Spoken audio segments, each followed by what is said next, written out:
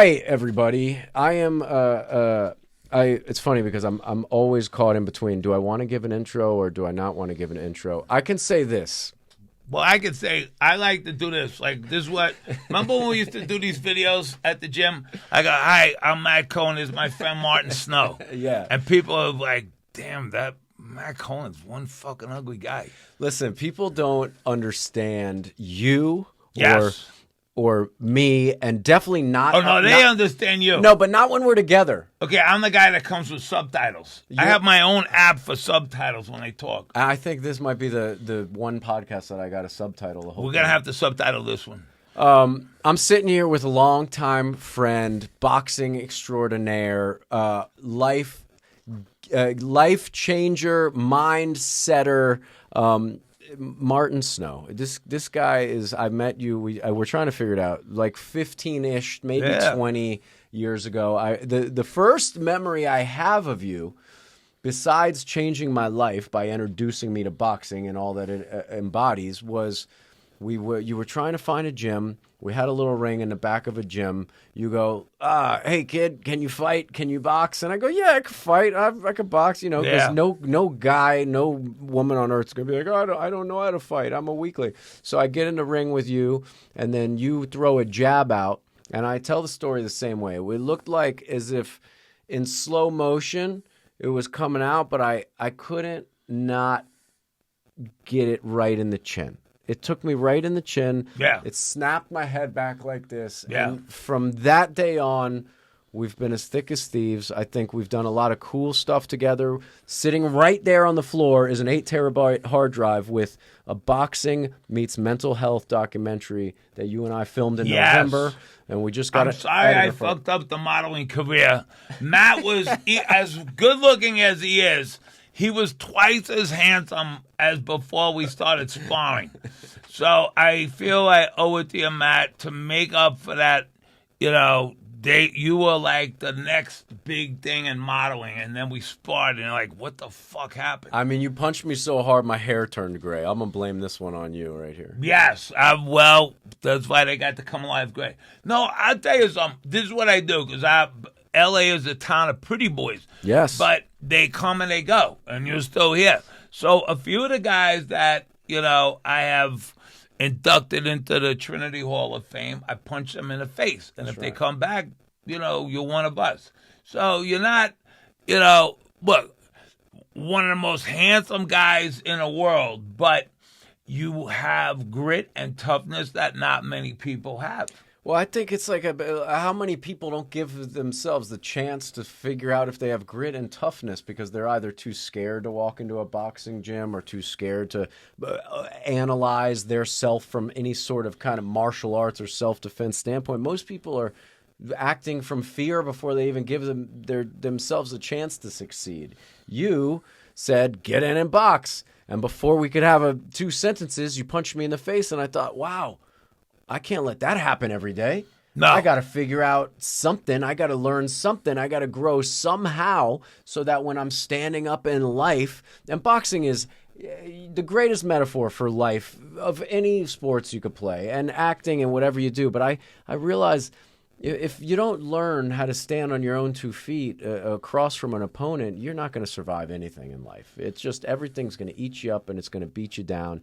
And boxing continuously, even though I'm just training in my garage, I rarely step foot into a boxing gym because I don't have as much time. It is a daily manipulation of my mind where I manipulate myself into controlling my damn thoughts, and the weak things, I push them out and I build strength on top of character, on top of strength, and on top of character. And without boxing, I don't know if I would have ever had these lessons. Because in high school, I played football. Football, you learn a lot, right? You learn grit and discipline, how to get yelled at, how to, be aggressive, all these things. But boxing is a game changer. And later in life, when you don't have football or a team to play on, I think everybody should walk into a boxing gym and give yourself a chance to see what you are, what you're made of. I'm now going to tell you why you're wrong. Tell me why I'm wrong. Okay, because you didn't have just one path. You had 2 paths. You could have sold out and sold your soul and done whatever people told you to do, and you couldn't look yourself in the mirror. No. But you chose this other path. You chose the hero's journey, which was be true to yourself and be true to your commitment and be true to your character and your soul and who you always were. And you never sold out. And that's why we're in a studio that you built by hand that is, you're like the MacGyver of the entertainment world, right? Because you built stuff by hand. You built the LA gym by hand. You were doing stuff like you would figure out how to make, a faucet out of like some, but you never sold out.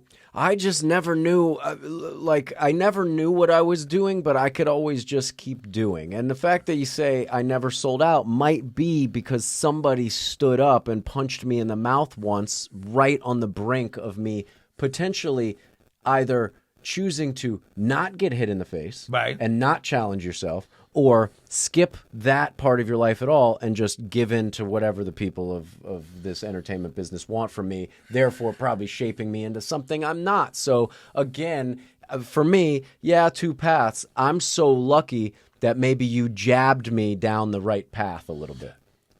This is what I did. I woke you up and got you to remember who you were. And who you were was not this pretty boy who came out here to be. No, who you were was that, that kid that grew up had a rough story to begin with. Sure. And you came out here and people say, oh, look at this guy, he's a pretty boy. Let's put him in a pretty boy roles. But and I know that from the time you're a little kid, you did not enjoy any kind of privilege. No. The privilege of a lifetime is just being yourself. And one thing in the world, one thing in life you can't fuck up, and people tend to do over and over, just be yourself. Yeah. You didn't ask to be born. You didn't ask to be any of this stuff. So how can you fuck it up? And people do all the time. Yeah. Because you got brainwashed into thinking you can't do all these things. Yeah. That's the biggest lie in the fucking world. Why do we, and maybe you can help me understand this, but I see it every day and I try to break the habits with, trying to be a father to my son. Yeah. Why do we kind of try to be the greatest father? Yes. You don't just try to be a father. You got that already. Because there's a lot of fathers. But to be the greatest father, and that's what drives you.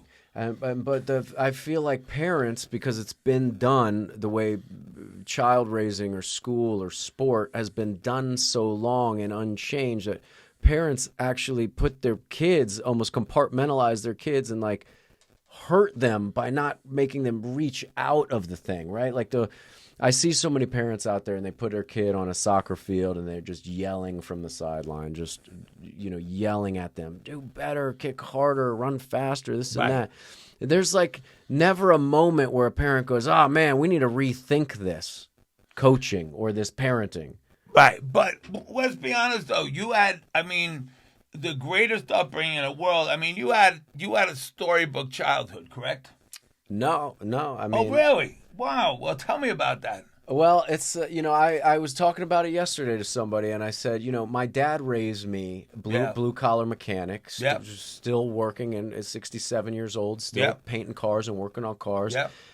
And he got custody of me when I was a year and a half old from my mom, who had an alcohol problem, this is unheard of, right, this day and age, right? No, it's heard of a lot. It's heard of, but for a man, it's not spoken of. To get custody, I don't hear about it often. So my pop raised me with what he knew, and he got a technical diploma from an engineering school. Yep. He didn't graduate a traditional high school. He didn't go to any university or college like that.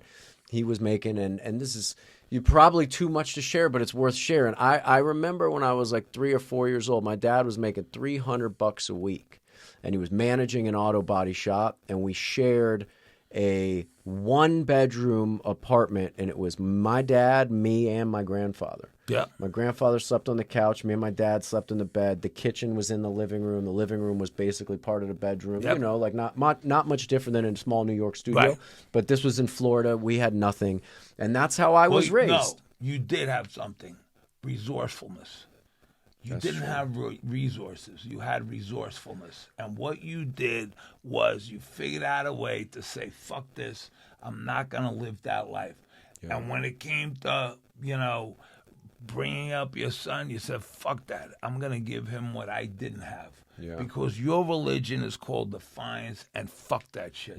Because we're supposed to die. We're supposed to fail. I tell people all the time, anybody that wants to tell you, yeah, you can do it. You can't. You can't do anything you want to do. You can do anything you're trained to do. But that means you got to fucking train. Yeah. And that means you got to take chances. And that also means you got to be willing to fall down. And when people say, I don't want to fail, there is no such thing as failure. Right. If failure is falling down, you know what? Let's go into our own dictionary, change the meaning to falling down. From failing, it's not falling down. All right? Failure isn't falling down. Failure is not getting back up. Oh, now you have the choice of it. So what's the big thing is knowing who your enemy is. Yeah. And the one thing you always need is an enemy. Yep. But if you can turn your enemy into your opponent, now we both make money. That's all. What's the one thing every professional fighter needs? An opponent. So, I get people that, look, why is everybody divided today? Because the enemy never has clean hands. The enemy has the clean hands. What do you mean? This is what I mean. So, all right, how's things in Hollywood these days? Is it like equitable for everybody? No. Why? No. Well, that's a good question. I think things have changed in Hollywood. There's been a massive diversity movement, which is, I think, needed. I think there's been a massive call to bring women to the forefront of directing and leading shows, as well as people of diverse background, to just simply reflect the world, right? You came up in Brooklyn, right? Is there just white folks there? Pretty much. I was. Yeah? Yeah. I was fortunate, though. My mother was a school teacher. So our we had this extended family of kids from Brownsville. I was fortunate in that I was not like the neighborhood I grew up in. It's Flatbush, but my little area, there's a lot of different areas in that one. You break it down to like a couple of block radius. Right. See, back then, I went to the Catholic school, which is where I learned how to box. Because in the Catholic school, we had the nuns. And interesting story. You know where they got the word nun from? Like, they would check off. Like today, like people talk about transgender and stuff. Hey, forget about that. We had nuns. Yeah. Before they were transgender, they were nuns. You didn't know if they were man, female. Think about this. Sister Joseph Loretta. What the fuck? That's confusing. You didn't know if she's a man or a woman. Yeah. All you saw was a face. And they wore the thing, right? Yeah, fucking A. And they had a man and a woman's name. So what the fuck? Like this. So, when they check the boxes, sex, sexual preference, men, female, they would check none. So they go, well, what's that? N-O-N-E. So they said, well, what do we call them? And they go, like, none. But they misspelled it, N-U-N. Shut the... No, on. I read this in a book I wrote. Come on. I read it in a book I wrote. That's where they got the name Nun from. Think about it. Like, where would you come up? Like, why Nun? And the guy misspelled, he put N-U-N. And that's where they got the name Nun from. Yeah, because the nuns, they don't... How'd they teach you how to box? Well, you can't hit a nun. It's called a mortal sin. Okay. All right? A mortal sin, if you commit a mortal sin, you're going to hell. Yeah. Unless you go to confession. Confession Saturday at 4 p.m. If you got to commit a mortal sin on a Monday, you better hope you don't get hit by a car doing it. So, if a small sin is called a venial sin. Okay. It's a small sin. You go to a place called purgatory, which I've read the Bible upside down and forward. I've never seen the word purgatory in there, but it's a great marketing tool. I think Dante invented it in Dante's Inferno. It was like purgatory, and they're like, hey, fuck, this guy Dante, he's onto something. Let's make purgatory. So that's how they made a lot of money, because you could buy your way out of purgatory. So, but the nun, if you hit a nun, it's a mortal sin. You go to hell. If you made a miss, it's only a venial sin. So, like, come on, sister, like that. You taunt and, like, do this. So the nuns would be swinging up. Oh, man. And they had crucifixes that would come around. They used to sharpen the edges on a cross to make a metal. You get your face sliced up like this. They were tough. Well, think about this, man. What was the name of the principal? Sister Joe Lewis. Stop playing. I'm not playing. I wish I was playing. Sister Josephine Lewis? No, Sister Joe Lewis. Sister Joe Lewis. Yeah, and how about the assistant principal, Sister Ray Robinson? Come on. Yeah. Is this in the book you wrote? That's in a book I wrote too. It's coming out. But no, the nuns are tough. But hold on. Like, so you were in that school your whole life, Catholic school? Is that what this is? 16 years of Catholic school. And look, I'm Catholic. A lot of people, I go to church. I'll be honest with you, I go to this church right around the corner from me, St. Peter's. I pretty much go there every day. Yeah. I go to Mass on Sunday, but I go in every day, I pray. But you know what? I'm fucking outraged at, the high school I went to. Back when I was smart, it's the #1 Catholic school in the country. But you want to know something? These motherfuckers, they had a couple of priests there that were pedophiles and that were abusing young men. And they're still kids, right? And it's so fucked up. And you know what? And that's the problem with the whole church today. You know what? All we want is an apology. People think, they're going to go and paying out millions of dollars and billions to people who got, okay, fine. But don't pay people to shut up. Yeah. Let them speak. But let them speak to a professional. Let's go out and find out who got fucked up from this shit and fix them. Yeah. And let's admit to the thing. They're too cowardly. They hide people. They play musical pedophiles. What is and I'm with you on that.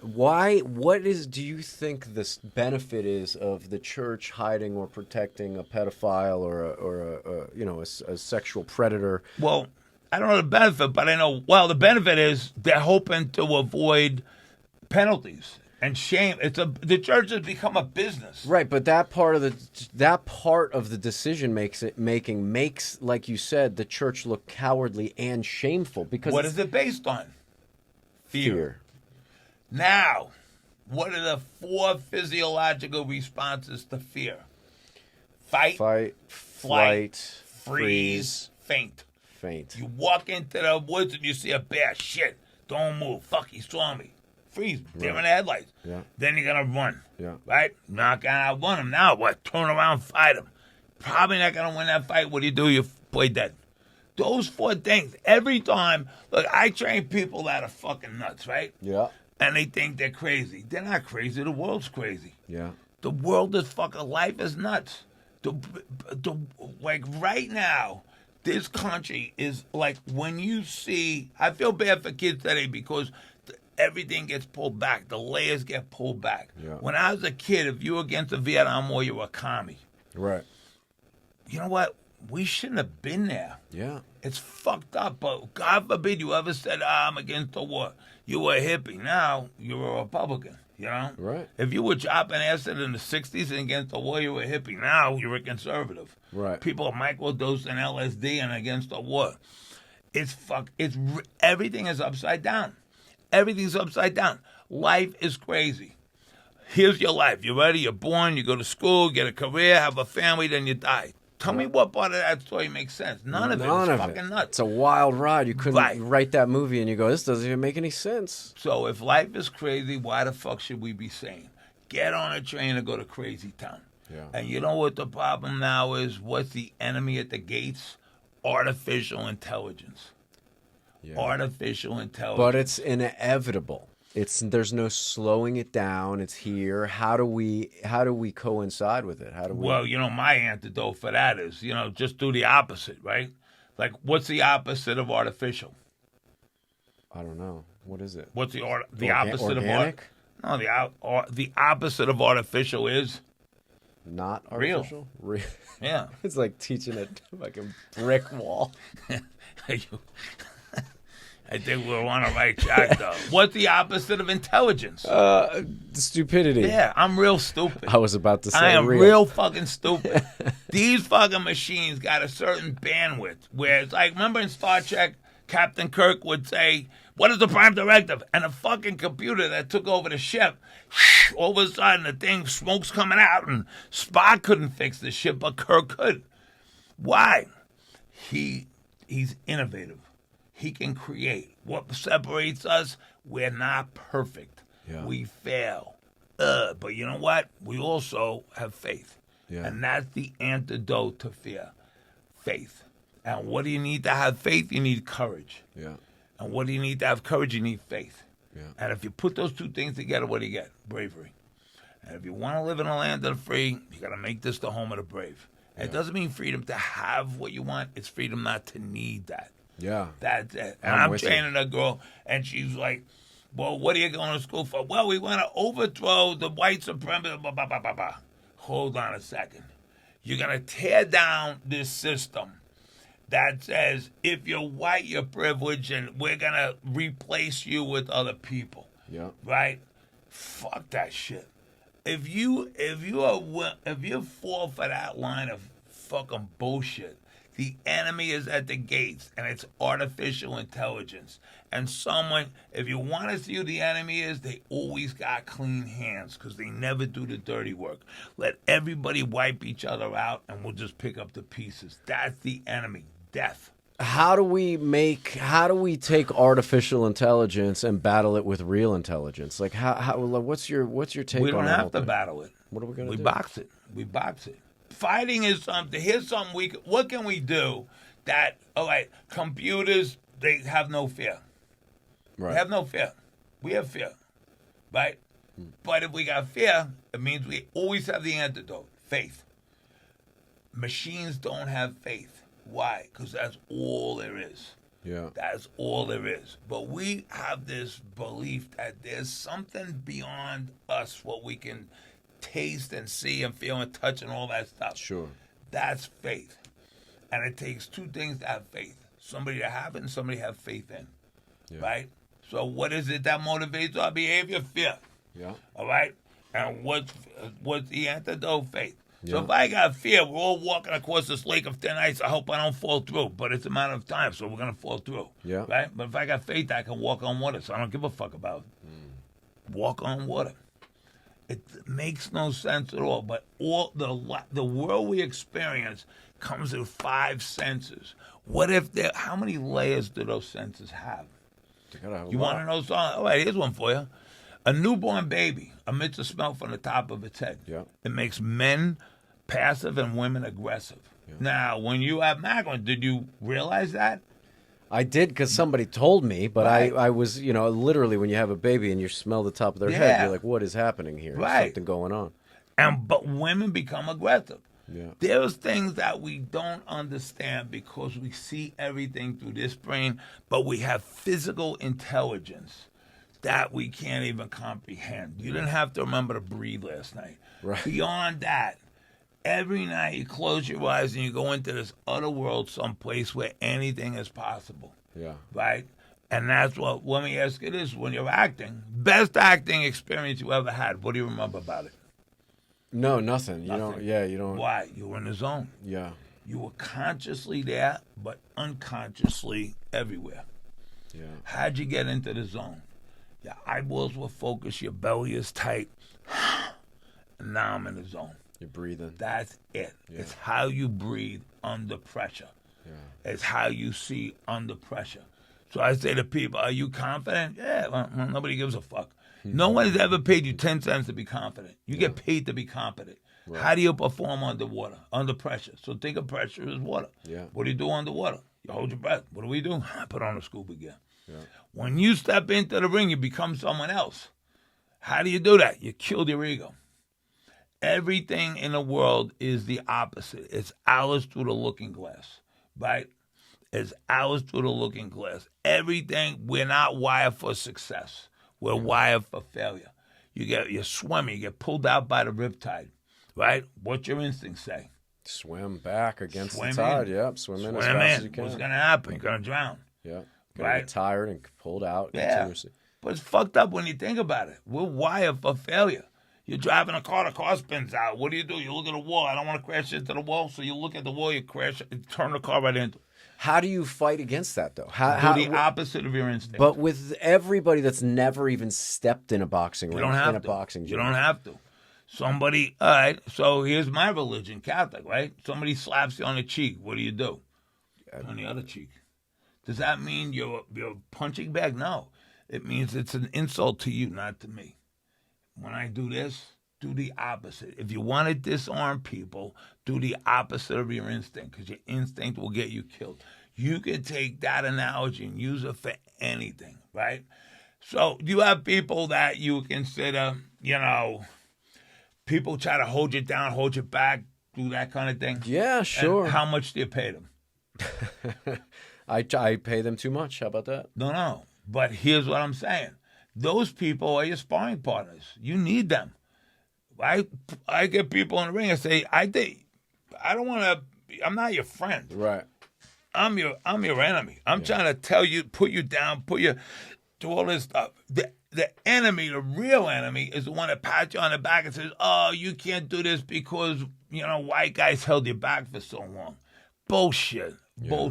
Right. You're insulting people. You're dumb. Because you're a woman, you couldn't do this. Hey, fuck that shit. Yeah. Fuck that. That's defiance. Fuck that. Right? You were born great. You don't need permission. You have an obligation to be great. So nobody asked to be born. You could have been born another race. You could have been born another, whatever it was. Yeah. Nobody asked for that. If you got a problem with who I am now, go take it up with God. In the meantime, let's go out there and save each other.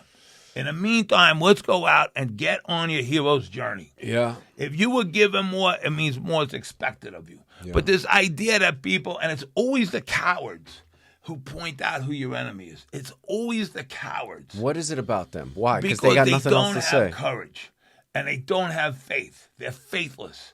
But what did it take for you? You could have sold out, but no, you stuck to your principles. Why? Because that's how you were brought up. You had to bang up against the rocks. You had to suffer. You need to have pain in life. You need to have opponents. You need to be roughed up. That's what life is. You need a challenge. It's funny. I find myself when I don't have my back up against the wall, trying to put my back up against the wall sometimes. You will unconsciously do it. Yeah. But why waste your time on those make-believe fights? People have these fights. Everybody overthinks. And people how many fights do you have to have in? You ever see somebody they got into an argument with somebody and they spend the rest of the fucking day going back and forth having this argument in their head like a ping pong game, and who won? Nobody. Yeah. Go out there and fight a real fight. Look, I get people that come into the gym and have horrific experiences as kids. You're fucking up the sign. I'm sorry. I didn't even MC on a mic. I like that. We're gonna get an upgrade here eventually. We're gonna get it. I think after this podcast. But listen, this is what I do. I take people. There's two voices in your head. Yeah. Right. One is God and one's the devil. How do you tell them apart? God's the crazy voice. That's right. God is the crazy voice. That's right. If it makes sense, it's Satan. Don't be rational. If it's comfortable, right? Fuck yeah. So I do this little exercise with people where I say, hey, do you have any, experience in your life that really traumatized you or hold you back and you just can't? Yeah. Okay, how about this? How about I'll tell you, have you been to therapy? Yeah, I've done everything. Nothing really works. Okay, I can cure that in 3 minutes. Yep. What, really? Yeah, guaranteed. I can cure it in 3 minutes. All you got to do is hold on to this kettlebell for 3 minutes. Do we have a deal? Yeah, fuck. Okay. So I keep one glove on them, and I hold the kettlebell. I say, okay, let's go. And they pick it up. I go, oh, by the way, if you put it down, your kid's going to die. What the fuck, you motherfucker? I had one girl, she was, I'm going to change my number as soon as I'm out of here, I'm going to change my phone number. So the idiot never called me. So we're going through the thing. And I've done this with 1 million people. Yeah. and I'm like, they're throwing punches. Is it heavy? Yeah, you want to put it down? No, fuck you. Right? I grab it, I pull it out of hand, I put it on the floor. So let me ask you a question. You think your kid is dead because I put that on the floor? No. You want to call and find out? No. All right. So there are two voices in your head. One is God and one's the devil. What voice is telling you to put it down? And 95% of the time, people say the devil's saying put it down. No, God is. Don't waste your time on some fucking make-believe magic. If you hold on to something for 3 minutes, your problems are going to go away or your kid's going to die. Fuck that shit. God's saying, get out there, put that motherfucking thing down and go out there and help other people. Yeah. You're wasting your fucking time with these fights you have going on in your head. Oh, my God, I feel guilty. Fuck guilty.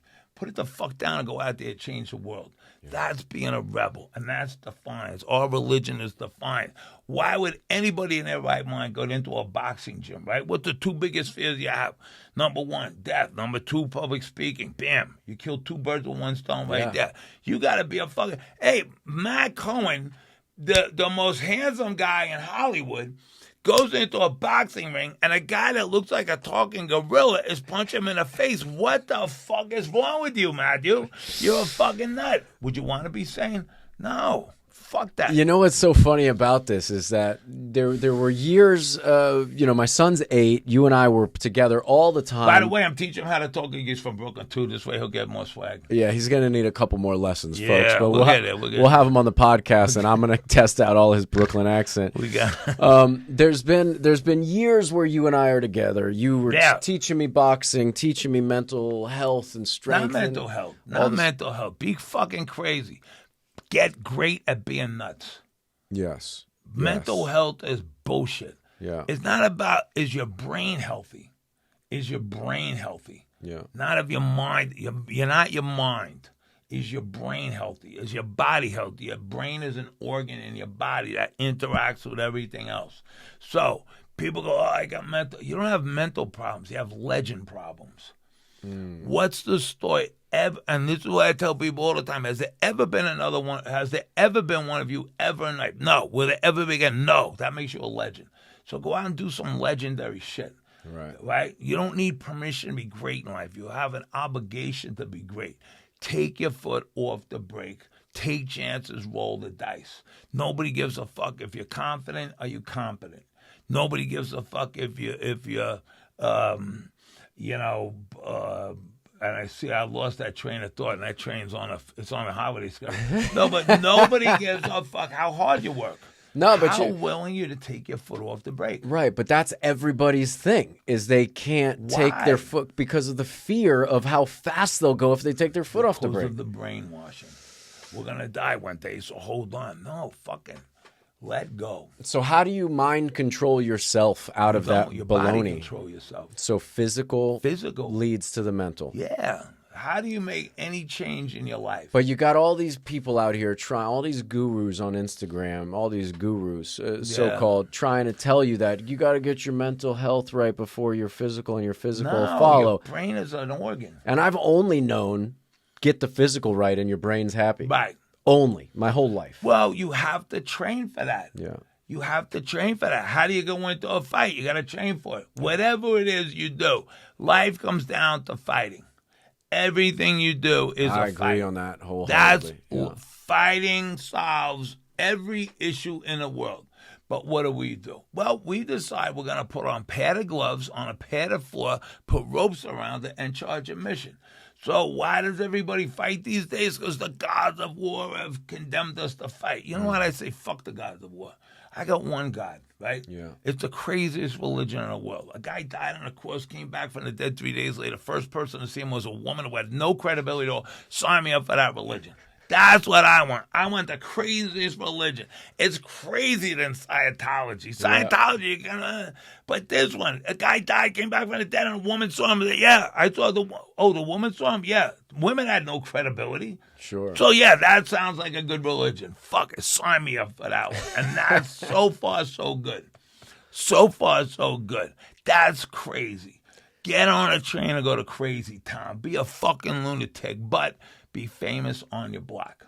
Don't be famous on your phone. Elaborate on that for me. All right. So when I was a kid, in Brooklyn, look, if everybody, that's why I think it's important everybody learn how to talk like they're from Brooklyn. Because if you talk like you're from Brooklyn, it's hard to listen to you and not start talking like you're from Brooklyn. Like you got to be careful though, because the next thing you'll start walking into walls and whatnot, and this is what happens when I was famous on my block. Yeah. Why? Because everybody was famous. You had to be famous on your block. Everybody knew everybody else. Everybody looked out for everybody else. I'm 4 years old. My mother says, hey, go around the corner to Pete, get a loaf of bread and a quart of milk. Okay, I go around the corner, Pete, I need a loaf of bread. He goes, all right, we don't have milk. We got the bread. Hold on 1 second. He hops over the counter, runs across the street to Murray's, gets the thing from Murray, comes back. I got both of them. He says, all right, go. And it's not like he charged the same thing, but that's what he did. Pete went over to Murray's. Murray had it, came back. I go home, Mom, here's the change, and here. That's how people work together. Everybody look out for everybody else. Yeah. We didn't have the internet. We had stoops. You would sit on your stoop, and that was the internet. Everybody would, and it was like a roving talk show. Yeah. You play stoop ball, right? Yeah. And we all played stoop ball, and then after stoop ball, a good humor guy come by, and then you had dinner, and everybody came out after dinner, sit on the stoop, and you would go to there, like this. We need stoops. Make America Brooklyn again. What if yes. We can't stop AI, and the new stoop is your Instagram account? Who said we want to get rid of AI? We want to use it. We want to use it. We have to use it. But is the stoop, right? Is the place where everybody's hanging out, going to their phone all the time? Is if we can't get people away from that, right? It seems inevitable. Do we make that material and that content like the stoop? How do we become famous on our Instagram stoop if that's what it needs, right? By doing in the same room. By talking. Why are kids fucked up today? Put on a mask, all right? You got to be in a room with people. You got to touch them. You got to, hey, how's it going? Everything about this is life. Yeah. You got to sit on a stoop. Yeah. You can't sit on and watch shit on your phone all the time. No. You got to go visit people. You got to talk to them. I hit people when I train them. Yeah. And what am I doing? I'm teaching them. That's how the nuns did it. And it's a human interaction. We forget there's so much on the phone that people forget there's a body of a breathing person next to them. We're animals. Yeah. So when I tell people, what's your biggest fear going into a boxing ring? Getting hit. No, it's not. It's hitting someone else. Yeah. Hitting someone else. Because everybody knows, all right, so that's the beast inside. That's the beast. We're animals. We're primitive bodies but sophisticated minds. How do you reconcile that? Well, I say it's like a tiger. What would you do if you had a tiger in the basement? Oh, I'd keep it locked up, and so that's what you're supposed to throw it stakes till you go broke to keep it at bay. Train it first. Yeah. Train it. Put him through his workout, feed him a steak. What do people do now? Keep it locked up. Give it alcohol, drugs, junk food, whatever keeps that thing sedate. What's the problem with that? Tigers eat meat. You feed it that shit, you're on a menu. See what happened to Whitney Houston. You know I love the Tiger talk, man. This is and just to preface this, not even prefacing because it's already begun, but this same talk came out of him with the same passion 20 years ago. When it's all I do. Yeah, I can't emphasize enough. The game is rigged. Hold on. We got to capitalize. We got to spend more time on two things. Yeah. The being a hero on your block. Yeah. And training a tiger. Talk more about both of these things. I found those both things extreme, and I carry those lessons with me. In addiction, in anything I'm battling, whether it's mental, you're physical, you want a beer, it's all mental. It's all it's all physical, I should say. But it's those two lessons and those examples you've given. Be the hero on your block on a certain level, which seems smaller, but is actually quite massive in the effect of it. And to being able to train the tiger. So please, elaborate on both of those things. Right, I just think you're going to help people when they hear this. So here we go. Be famous on your block. So everybody knows everybody on a block. Yeah. All right? So, look, where I grew up, kids fight. Yeah. People have to fight. You have to fight. When you tell people, don't fight, if you hit that kid, you're suspended. What does that do? people get their wings clipped at a very early age. Don't say that. That's a... Hey, listen. Don't do that. Don't think that. Don't eat that. Don't walk like that. Don't dress. Don't. Right. But what do they don't tell you what you can do. Right. All they do is tell you what you can't do. So the second they start doing that thing, and like you're walking around, oh, be careful of that. Don't do this. When the government becomes the church, right? That's when we're fucked. Yeah. Fuck that shit. Fuck it. Say that sentence again. When the government becomes the church, we are fucked. Fuck that. Fuck that. Be defiant. Be defiant. Look, I got my problems with the Catholic Church right now. When you got a Pope talk about it, you got too much money, dude. Look who's talking. Yeah. Do something about pedophiles. If you want to do something, don't talk about global warming. Right. Talk about pedophiles. When you get the pedophile problem fixed, come back and talk to me then. Yeah. What does that require? Courage. And maybe they don't teach it. Maybe they don't teach. What? You learn about life in the school, but you learn about how to live in a schoolyard. You have to fall down. You have to skin your knee. Life is not fair. Life is not fair. So go out there and balance the scales. And if you spend all your life looking for fair, you're nowhere. You're fucked. You're nowhere. And you know what? Here's the problem. I say to people, especially, when you say to people, so I trained a girl the other day, and she's like, we're going to rip down the system because of the white privilege. But who's telling you that shit? Who came up with that phrase? Right. Some old white person. Right. Right? All they're trying to do is say, yeah, but not me. Yeah, come up, immigrants. Come up, but don't stay in our town. It's always somebody else do it. Yeah. It's never, come up and let's help you. That's the point. That's the point. When people say, you can't do something because of us, they are full of shit. Yeah. Don't give them the fucking power to believe that bullshit. Yeah. Remember, it doesn't matter what resources you have. How resourceful can you be? All right? So the idea that anybody's going to give anybody else rights, go fuck yourself. Really, go fuck yourself. Right? You were born with those rights. Take them. Don't ask for them. And don't act happy when people say, we won these rights. You didn't win shit. You had them all along. But if I can make you think that I'm giving you something, well, who the fuck are you giving to anybody? They're mine. Give them back. Otherwise, boom, you get a slap in the head. Right? But look, and all kinds of people wake the fuck up.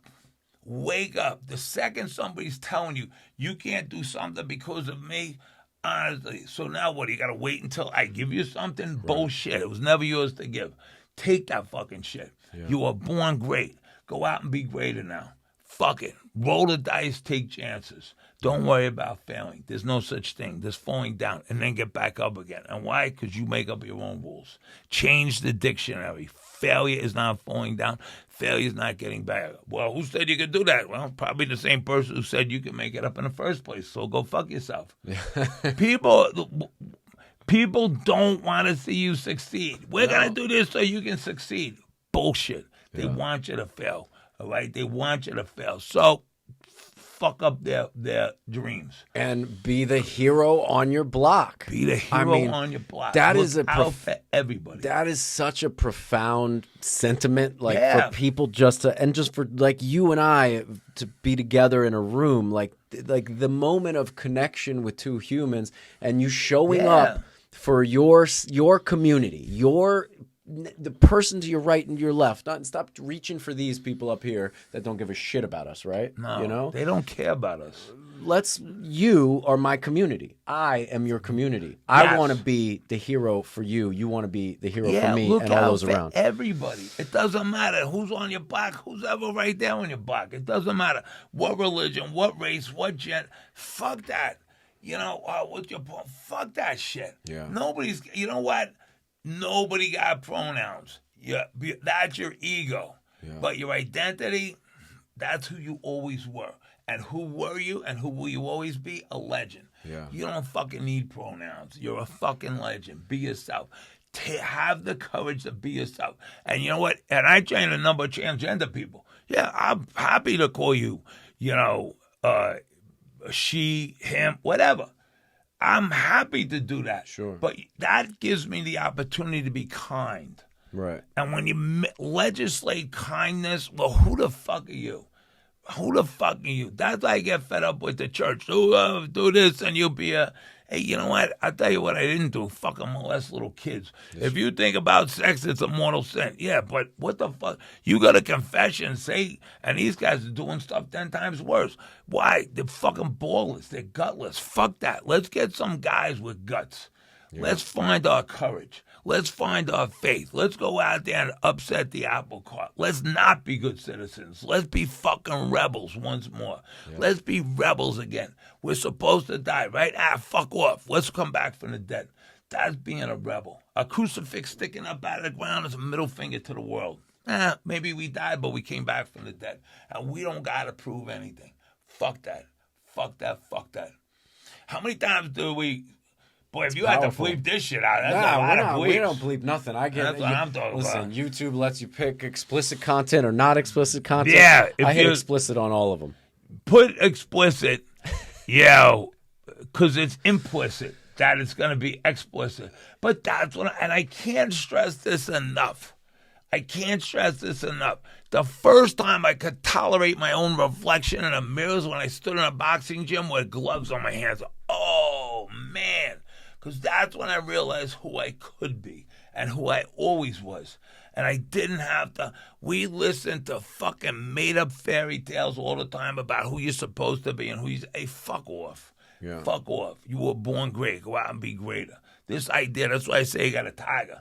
Yeah. Right? You got a tiger on a leash. That tiger was your best friend in the world. When you were a little kid, that tiger looked out for you. It was your best friend in the world. It protected you. Oh, no, put it in a cage. Too big for the cage. Lock it up in a basement. Your best friend in the world right now is locked up in a basement, right? Yeah. Fuck that. Take him out, train him, feed him. Walk into a room and with a tiger on a leash, and what does everybody do? And when you walk out of the room, what do? And now you're God. Because you control the way people breathe. Same thing you do when you're acting. Yeah. What's acting about?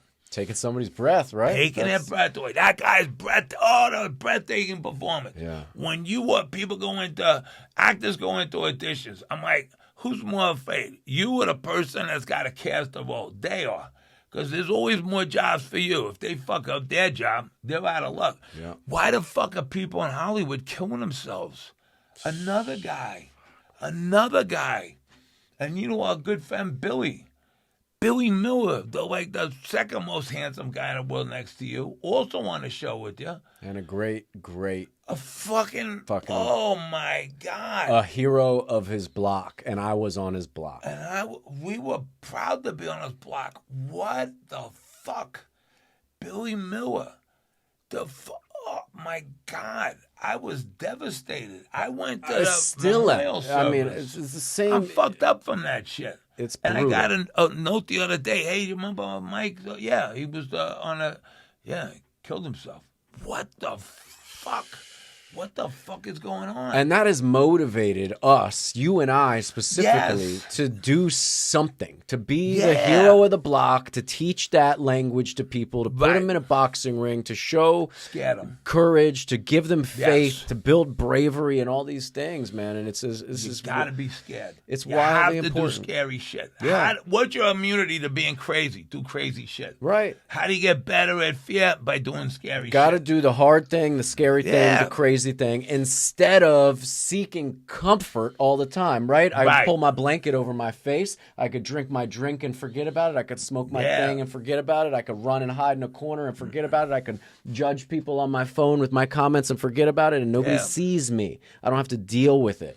You can wear a mask at a restaurant. You can sit down, eat dinner, and then if you want to go to the bathroom, put the mask on. Every time I say this shit, people get like, you fucking fat non-vaxxer. But you can walk to the bathroom. Years from now, people are like, what are they, fucking idiots? Yeah. Walk to the bathroom. Now, they're already realizing. We got duped. We got duped.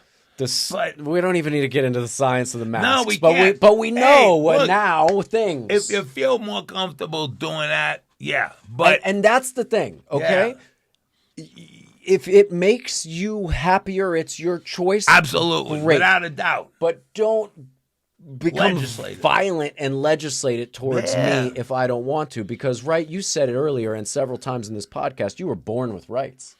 Yeah. Now we're going to ask for them back? Given. No. If they took our breath away, and now we're fighting to take our breath back. When they make you feel guilty about shit, they make you self-conscious. No, be self-aware. Listen, if somebody says, could you put a mask on? Absolutely. Right. For what it's worth, before COVID started, I was shadowing a director in Vancouver. I got sick and flew home. Yeah. This is 6 months before COVID.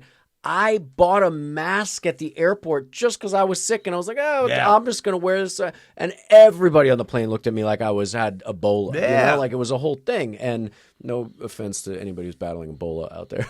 But that was a real thing. So, again, I don't like – because Martin and I have a stance on something. It's also important to let people be, but also let the other people be, right? Instead of just destroying everybody.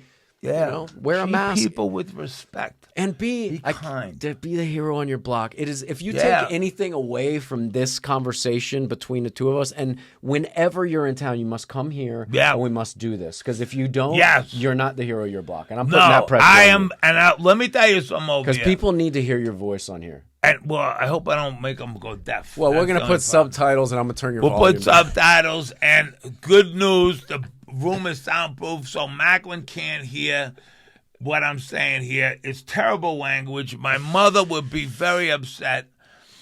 But it's passionate conversation. I only cursed once in front of my mother, and my mother was just an absolute gem, a saint. And I only cursed once in front of my mother. I'd had a traumatic experience when I was a kid where a leech had crawled on my leg. I had one of those. Yeah, we used to go to my grandmother's. Florida, everywhere. Yeah, and so another time I saw it so we're driving home from my grandmother's, was sitting another grandmother, the good one, not the Antichrist. I had a grandmother was the Antichrist. We added up the letters in her name, and it came up to 665. And we're like, man, she was fun. But my other grandmother said, we're coming home, and I see that fucking, it's like slut. I'm like, oh, fuck, like that. And that's the only time my mother's like, what? Like, that was the only time I cursed in front of my mother. I knew not to curse in front of my mother. How'd she look at you when you said that curse? She pretended not to hear it. She's like, what? Wow. What? Yeah. What? Like, and I'm like, oh, no. Oh, snap. Oh, like that. Yeah, no, I could imagine that. Well, the first time I cursed, I got to tell you this. No, that's the second time I cursed in front of my mother. First time I cursed in front of my mother. We were, my mother and I can't even tell you how close, all Irish boys are mama's boys. Yeah. And so we would listen, when I was a little kid, we would listen to Beatles songs and scream at the top of our lungs singing. And, then we were doing, one time we were like, I forgot what it was, coloring or doing something. We were like, well, you're you're Daffy Duck. Well, you're Elmer Fudd. I said, well, you're Elmer Fuck. And she go, what? And I must have been like 4 years old. You're Daffy Duck. Well, you're Donald Duck. You're Elmer Fudd. You're Elmer Fuck. What? Like that. That was the first time. So only 2 times. That was the first. I was like 4. And then many years later, when I had the fucking slug, which I thought was a leech, and I was like the African Queen with Humphrey Bogart. Rah! They're both valid reasons to curse. Very valid. Look, we can't go on any further because I have to do another meeting at 1, which I'm already late for. I want to say this. Yes. Martin comes to town. He's bi-coastal. Done. If you see him in New York, where are they going to find you in New York? Trinity Boxing Club, 20 Vesey Street. Out here in L.A., we're at 7817 Melrose Avenue in the back of the building. It is an alleyway entrance. It's in the alleyway. Where do we find you on socials? Social, Trinity Boxing, Martin Snow, Facebook, Martin Snow, Trinity Boxing, Instagram, Martin Snow, Trinity Boxing, all that kind of stuff. Yeah. So, but we fight the good fight every day. We fight the good fight. It's important to fight always, but make sure you're fighting the good fight. And in addition to that, don't please, fight the stupid fight. Don't fight the stupid fight. Fight the good fight and be a hero on your own block. If we all are the heroes of every block's got a hero. Every individual, every citizen in that community is a hero on their old block. Yes. Guess what? We're going to have a much better world. We're going to have a much safer place to be. Remember this also. Boxing is a great thing for everybody because when you learn how to throw a punch without anger, you learn how to do scary shit without being afraid. And these days, it's all scary shit. So let's rise up and be heroes. Watch this. Bam! That's called a wisdom bomb. All right, folks. Mic drop. MC on the mic. This is... MS on a mic. This is Martin Snow. That's what I'm talking about. Come find him. Come see him. You're going to see him back. The mighty Mad Cohen. You'll see him back on this podcast for sure because you all need him and I need this therapy. Thank you, therapist. I appreciate it. Bam. Bye, folks. See you on the next one. Don't forget to like and subscribe.